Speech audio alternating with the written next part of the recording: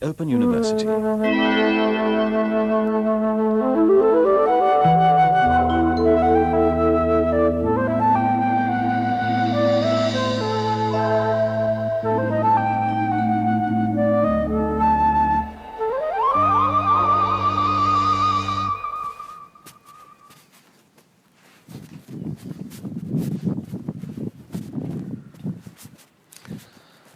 Hello, my imaginary friends or imaginary students, as the case may be.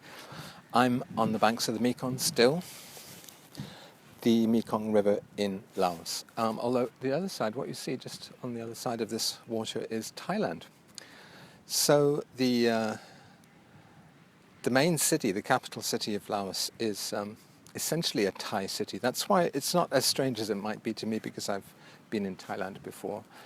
And I just wanted to give a little more depth on what I was talking about last time, because I'd only been here a few days when I spoke to you last time. But I think I might have booked a little too much time in this city. I've got until the 22nd. I fly on the 22nd to Hanoi.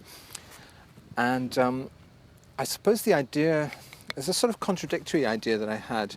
I was going to go back to Europe from Japan, and then I thought, what the hell, why don't I go to some cheap places in Southeast Asia and just spend the kind of time that I usually spend in winter in Japan making things.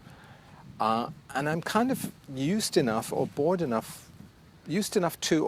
with Osaka that I would, and I would also have these 90-day visas. Tourist visa in Japan is 90 days, so that's long enough time to kind of do a touristy thing for a while, and then get bored for a while, and then do a creative thing like a book or a record. So I kind of figured I would be able to do the same thing living in hotels in Southeast Asian cities. But I chose places I had never been, countries I'd never been, and cities I'd never been. So the itinerary just now is Vientiane, where I am now, Hanoi, where I'll be next week, until the end of the month, and then Yangon in Myanmar, which used to be called Rangoon in Burma. And there I will spend most of February, in fact, pretty much the whole of February. And the contradictory thing is that I've chosen places which are inherently interesting to me because I've never been there before, never been to these countries or cities before. But I also kind of want to stay long enough in each of these to get bored with the city and therefore spur myself onto some kind of creative work. And what I hadn't really realized before coming down here was that the tourist visas here are, you have to pay for them, which you don't when you go to Japan. They can be anywhere between $65, $65 to come here for a month, $50 to go to Myanmar for a month, for instance. These are not big sums, but also the visa is only 1 month. So I can't stay in one place long enough to get bored and to therefore get down to work, if you see what I mean. So I've got this contradiction between wanting to be interested in a place and wanting to stay long enough in it to outlive that interest and to get bored with it, and therefore to turn in on myself. This is my modus operandi. I have to get comfortable, first of all interested, excited, then comfortable, and then bored. And then that boredom motivates me to do something interesting. I did get bored enough here. I was sounding off in the last video about the sort of sex tourists. So I don't know if there really are sex tourists here. I imagine there are, because there's stuff like human trafficking, which affects this country as much as it affects Thailand and other places. There's endless massage parlors, and I really haven't looked into or read up on whether they're genuinely health massage or whether they're sex massage. But one thing I did mock in the last video was these sex tourists with their Viagra and their cock rings. And I'm afraid, gentle reader, I got bored enough to actually go into a pharmacy here and buy some Viagra for the first time. So this is going to be my report on my pathetic experience with Viagra. I think it was the real thing because it was quite expensive. It wasn't one of these cheap generic rip-offs, knockoffs, and it had the sort of seal and number on it. I have to say first, to preface this with the fact that I hate drugs. I'm hypno-resistant and I'm narco-resistant. I don't like being taken over. I mean, the main drug experience I've had has been when I was having my eye treated in the the late 90s, I had a series of operations and I was on steroids for a long time. So actually the effect of Viagra was a little bit like being on steroids. I felt like my innards were kind of hot and pumped up somehow, and there was a kind of unwarranted activity. This is the way I think about it. It's is this erection motivated or unmotivated? And it disturbs me if an erection is unmotivated. I think essentially this is a Calvinist attitude. I really feel, and it's also sort of like method acting. What's my motivation here? I'm alone in a hotel room and I have an erection which won't go away. It wasn't actually very spectacular because I didn't want to take a whole 50 milligram tablet. I just took I sucked half of it and then spat it out. So it was about 25 milligrams, the absolute minimum dosage. Also, it's not recommended for people with eye problems, and I really don't want to mess with my one good eye. So I really was just treating myself as a guinea pig to see what effect it would have on me, what it would feel like. It basically gave me a hollow sensation of sort of being turned on physiologically but not mentally. I think I was too nervous. I was very nervous and observing myself, observing my physiological reactions. So it did give me a sort of, I'm not suffering from erectile dysfunction. If you don't get hard-ons, my view is, certainly in my case, it's simply because you're not excited enough and you need to do something more exciting to get the hard-on, or you're not into whatever it is you're doing. So I don't really, when I am excited, I get hard-ons, and that's fine. That is a motivated erection. So the method acting question, what's my motivation here, arose, and my motivation was simply to try something once. I have tried other drugs once and never again, like cocaine I tried once because it was pretty much de rigueur at a film producer's dinner party in London in the 80s. And I got palpitations and had to lie down, and didn't enjoy that. And I took speed once to play Monopoly with members of Joseph K in Edinburgh. Speed was a big part of their sound, though. You have to realize, you have to accept that drugs have entered into our culture. And, if you were a kid in the 60s, you were doing LSD, whether you were doing LSD or not, you were actually ingesting it culturally through the productions of George Martin and the Beatles, You didn't really need to do the real thing. And I kind of feel like I had to do speed once just to get that sense of what Joseph K were all about. That nervous Velvet Underground kind of twitchiness that they had really does, it's the sound of amphetamines. But I hated it. I hate that scratchy feeling of your body being manipulated by something, being taken over by something. And again, this feeling that it's not warranted, it's not motivated, it's not arising out of natural circumstances, it's not a reward. Your body is a system of poised rewards for all sorts of things you might do in the real world. And once you start triggering those rewards chemically, artificially, I think you're in trouble. And of course, we know that drugs get people into trouble. They're a huge source of trouble for people. On the other hand, when you think about food as a drug, many things we encounter naturally, including the rewards our body gives us, are drugs that are simply integrated into us, endorphins and all the rest of it. So, you can't go drug-free. There is no such thing as drug-free, I think. And for instance, even the food I've been eating this banana leaf-wrapped spicy fish, which is called mok pa, which is a Laos speciality sold in street stalls. And you take off tons and tons of banana leaf wrapping, and inside there's a kind of rubbery dried fish with a little red chili pepper on it. I always remove that, but I had one with the chili pepper on it, and my mouth exploded. It was so spicy. And I thought, wow, if Viagra had affected me as strongly as this mok pa, imagine how terrified I would be. If it was such an instantaneous effect, and such a strong physiological impact, I would have been terrified. It's a bit like turbulence on a plane. If you're a nervous flyer, which I tend to be, any small bump and sort of rock on a plane is a source of anxiety. But if you imagine being on a bicycle and going on a beach like this, or being on some kind of off-road SUV, you would be rocked around a lot more and you wouldn't think anything of it. So it's really all about context and expectation. I've learned a bit more since speaking to you last time about the circumstances of the country.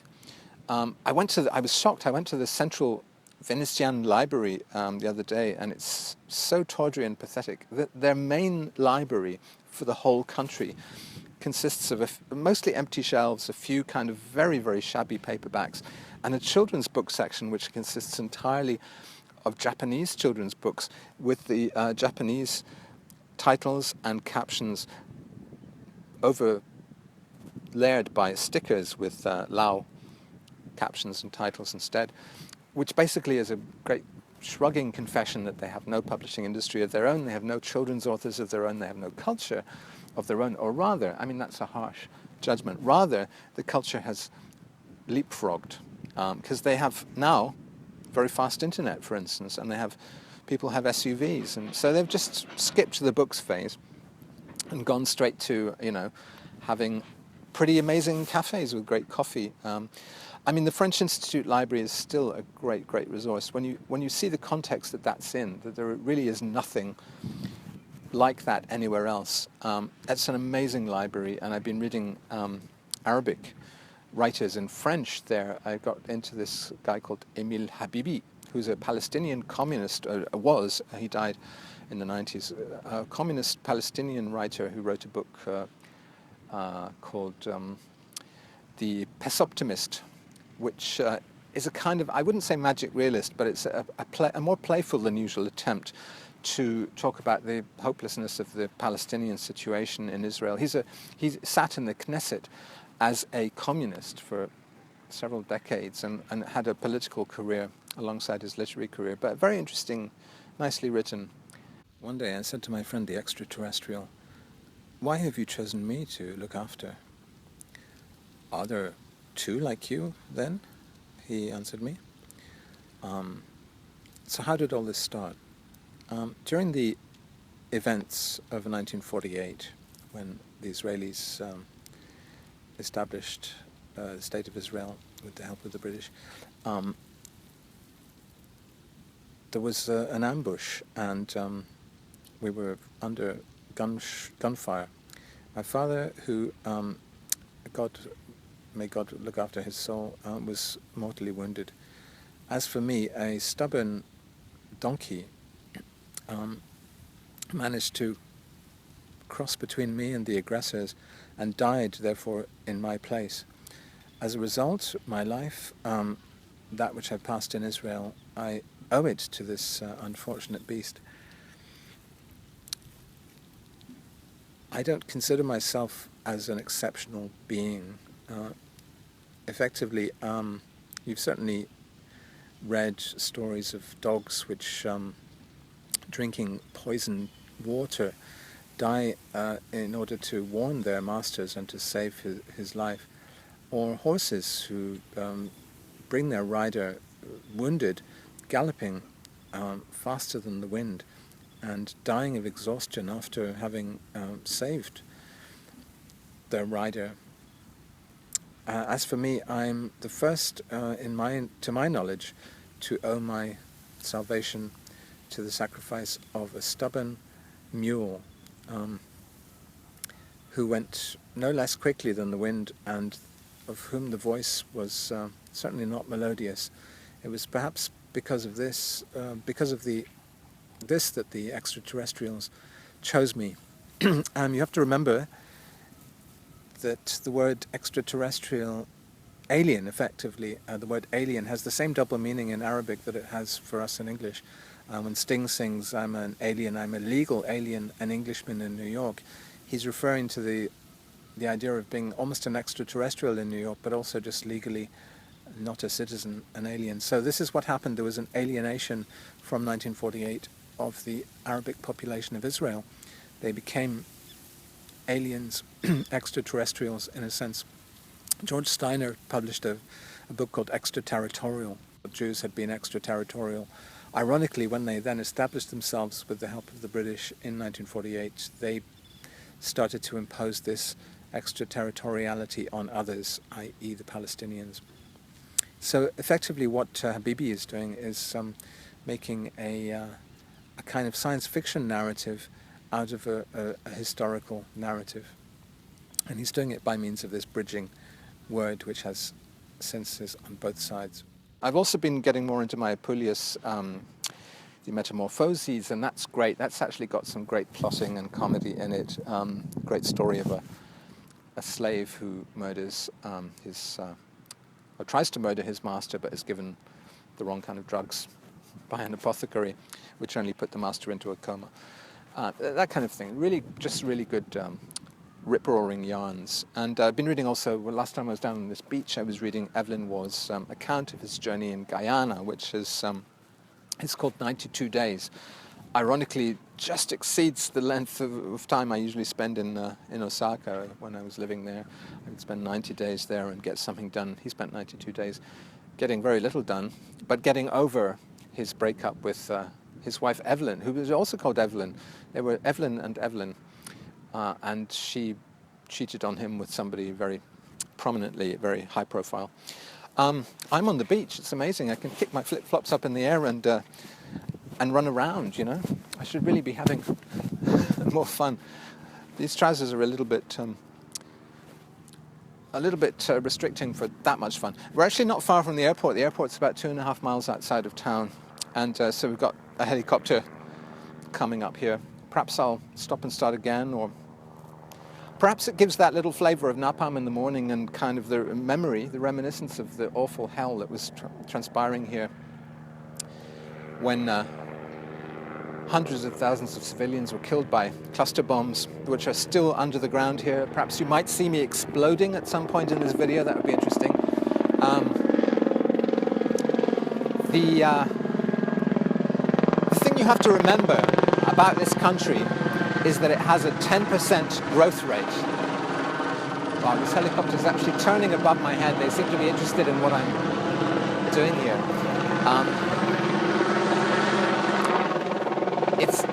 It's a city in the course of development, so a country in the course of development. So you have to remember what 10% means. 10% means, I mean, Japan is really happy if it reaches 2% growth per annum. This country is 10%, so that's exceeding the growth rate of China. And in fact, China is deeply implicated in this development. Development is kind of hell. Development is war during peacetime. So what the Chinese have been doing is planting banana plantations. There's actually a good but rather biased, rather anti-Chinese Al Jazeera documentary about Laos and what the Chinese are doing in North Laos. They started a lot of resorts for Chinese tourists in which they had casinos, but then that collapsed. But they still have these large banana plantations, which the Al Jazeera documentary was blaming for polluting the rivers and, for instance, causing the death of all the giant catfish in the Mekong. Another documentary I watched actually blamed the death of the giant catfish on overfishing. So there is some difference of opinion there. Bloody helicopter, go away. Flights are also coming in from Vietnam. You can see the Air Vietnam flights coming in. The wind is such today that the prevailing winds mean that the traffic is being routed in this direction. What's that pirate doing down there? So also this development rate means that the biodiversity of Laos, which is amongst the highest in the world, is disappearing. And this is it was only there really because of the lack of development in this country, this biodiversity. This helicopter's getting pretty bloody annoying now. It's actually just hovering over. You know, because there is a national border here, I'm actually close to the national border, the border with Thailand. There are no boats crossing this river. People in the past, when these countries were in different sides, ideologically Thailand and Laos, people would actually be shot trying to swim across this river, which you could do very easily. Even I could swim across this river, and I'm a very poor swimmer. So perhaps I'm going to be shot by this helicopter. It's actually hovering directly above me right now.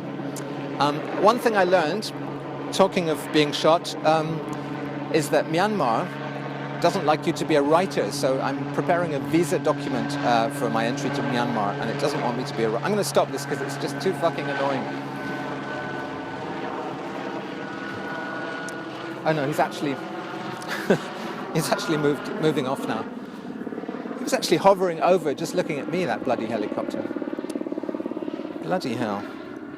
You do see the soldiers. There are certain areas of town which are dominated by military forts and barracks or training academies for the military, and you see the soldiers in there coming out and going and patronizing the markets, drinking coconut juice which has been sliced with a machete from an actual coconut. Phew, that's a bit better. Just stay away. Just when I was talking about development, along comes a perfect example of the hell which development can bring. I'm in this peaceful, natural setting, and then this bloody great noisy helicopter comes along. So yeah, all the tigers, the Chinese believe, they seem to believe that every animal, every magnificent beast of the wild can be used for aphrodisiac properties. So the Chinese are squeezing the spines of dead tigers to get various expensive ingredients for aphrodisiacs. And so they emerged out of this Al Jazeera documentary as very much the enemy. But you can see that the communist, or so-called communist government here has actually been, this is where the helicopter was actually listening in to see if I was going to talk about the government, which I am doing. I was advised not to say I'm a writer on my visa application for Myanmar because they don't like journalists. So I said I'm a musician, which is true enough, as you know. But I'm also a kind of journalist. What I'm doing just now is kind of journalism. Yeah, development as hell. Obviously, we shouldn't begrudge countries' development. I mean, the main industries here, the main reason the Chinese are in North Laos just now, they're developing hydroelectric electricity because of the rugged, mountainous terrain of Laos. It's ideal for generating hydroelectric. And people are being evicted, in very grim ways from their villages, told to move up the hillside, and then their valley will be flooded and a dam will be built by the Chinese. The Chinese are also, as in Africa, they're doing some good stuff. They're developing the infrastructure by planning an enormous railway, which will go all the way from South China, which has a border with Laos, through Laos, down through, Vietnam and Cambodia, eventually to Singapore. They're investing huge amounts of money in this railway, which initially would just be used for goods. So what I imagined blithely when I came down here was that I'd be able to take a railway line like that from Laos to Singapore. That was sort of my idea, was to go way down there, maybe even to go to Bali. Instead, I'm going west with the possibility to go from Myanmar back to Europe, since that's kind of halfway to Europe, or it seems like a bit closer to Europe. You're right next to Bangladesh in Myanmar. I'd also like to go to Bangladesh because I was married in the 90s to a Bangladeshi person, very much in with that community. And as you've seen in these videos, I like the lungi, the Bangladeshi loincloth, the sarong essentially of Bangladesh. And you can street view around Bangladesh now, and it looks great on Street View. What I'm kind of, I think Myanmar is going to be great because especially this Yangon city has banned, first of all, cars are hugely taxed. Private cars are so expensive there that almost nobody has them. There's a circle line like the Yamanote line or the Circle line in Britain which goes around the city, which people tend to use to get around. Also, motorbikes are banned. Motorbikes are banned in the city centre. Isn't that going to be so refreshing after Hanoi, where motorbikes basically determine the tone of the city? And bicycles are also banned, which I don't support so much. I think people should be allowed their bicycles. But isn't that fantastic? And also you can't blow your horn. You're fined for blowing your horn at all. So it sounds great. And it sounds like there are a lot of tea shops and that people are really open. I've had friends who lived in Myanmar for a while and had glowing reports of how friendly it was. And again, it's very cheap. You can stay there. I've got a guest house for 10 euros a night. The internet may be hobbled. This is what I was told about here, though, that the internet would be really hobbled. And in fact, it's not. Even reports from just a couple of years ago saying you can't be a teleworker, you can't use the internet in Laos are not true. I've got very fast internet. I can upload my YouTube videos in, 45 minutes, which is faster than I could in Osaka, where I had such a terrible home internet that it took 3 hours to upload a 20-minute video, and I would have to go up to I got so sick of this that I would go up to the aquarium and used the cafe Wi-Fi there, which did it in 15 minutes, which was the Osaka, actually the Osaka city Wi-Fi, very fast upload speeds. But this is the positive side of development, that you can actually not predict from year to year how things are going to go, and that things will be much better. There are fantastic, very, very cool cafes and shops, sort of luxury soap shops and things like that, like you might find in Tokyo or in Seoul here. In fact, there are talking of Seoul, there are a lot of Korean tourists here. There's a kind of direct connection, and it's very tempting because it's freezing cold in Korea right now. Very tempting for them to come down here. It's a 5-hour flight, admittedly, but you come here for $100 and you have a summer holiday in the middle of winter. I mean, that's fantastic. You can see a couple of people coming onto the beach now. I think they have children. It's not soldiers coming to arrest me for being a journalist by the Mekong River, by a national border. But so I'm going to be politically a little bit careful. I don't know what the internet will be like in Yangon, but I do have a sense that that's going to be, and to have a whole month there, it's going to be a very sympathetic city. And I was thinking, I was very kindly invited to Australia by David McClimate, but I don't think I would like Australia, to be honest. And also, when I street view around Melbourne, I just see, things I recognize from America, or I see, big expensive SUVs. I'm trying to go to a place where people cannot afford SUVs, but they do have an urban life.